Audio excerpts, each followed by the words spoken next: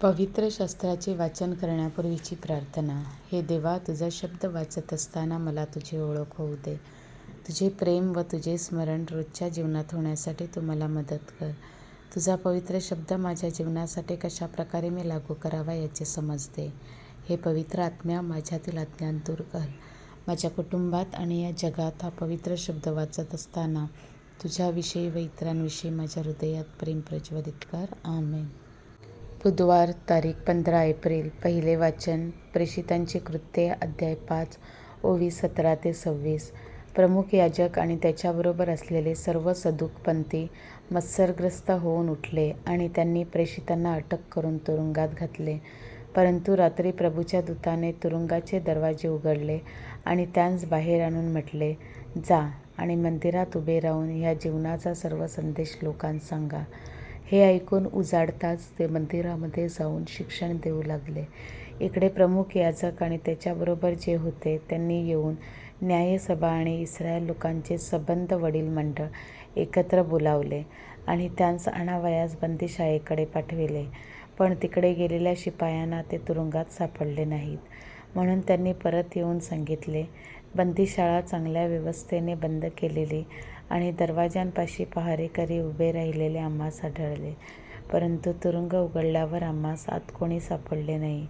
हे वर्तमान ऐकून ह्याचा काय परिणाम होईल ह्याविषयी मंदिराचा सरदार आणि मुख्य याजक घोटाळ्यात पडले.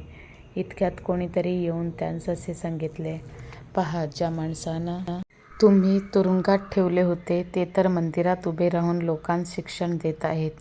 तेव्हा सरदाराने शिपायांसह जाऊन त्यांस जुलूम न करता आणले, कारण लोक आपणाला दगडमार करतील असे त्यांस भय वाटत होते. हा प्रभूचा शब्द. देवाला धन्यवाद.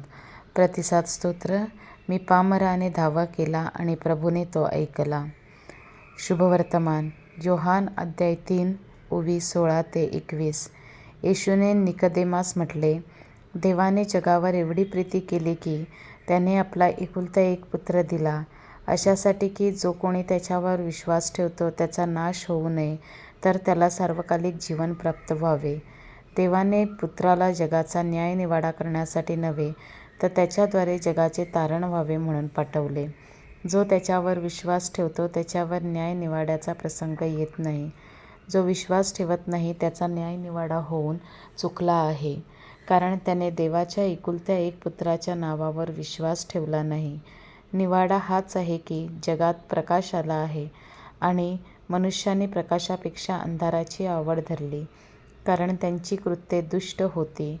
कारण जो कोणी वाईट कृत्ये करतो तो प्रकाशाचा द्वेष करतो आणि आपली कृत्ये उघडकीस येऊ नयेत म्हणून प्रकाशाकडे येत नाही. परंतु जो सत्य आचरतो तो प्रकाशाकडे येतो, ह्यासाठी की आपली कृत्ये देवाच्या ठायी केलेली आहेत हे उघड व्हावे. प्रभूचे शुभवर्तमान. हे ख्रिस्ता, तुझी स्तुती असो.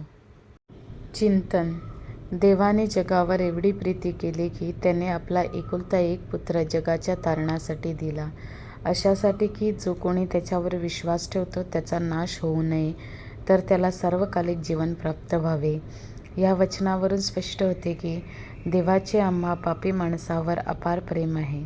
आमच्या पापरूपी अंधारातून मार्ग काढण्यासाठी देवाने ख्रिस्ताच्या रूपाने प्रकाश पाठविला. या ख्रिस्तरूपी प्रकाशात आम्ही सदैव राहावे. त्याद्वारे आमचे जीवन प्रकाशमय होऊन आम्ही नेहमी सन्मार्गाने चालत राहावे, हीच प्रभुचरणी प्रार्थना.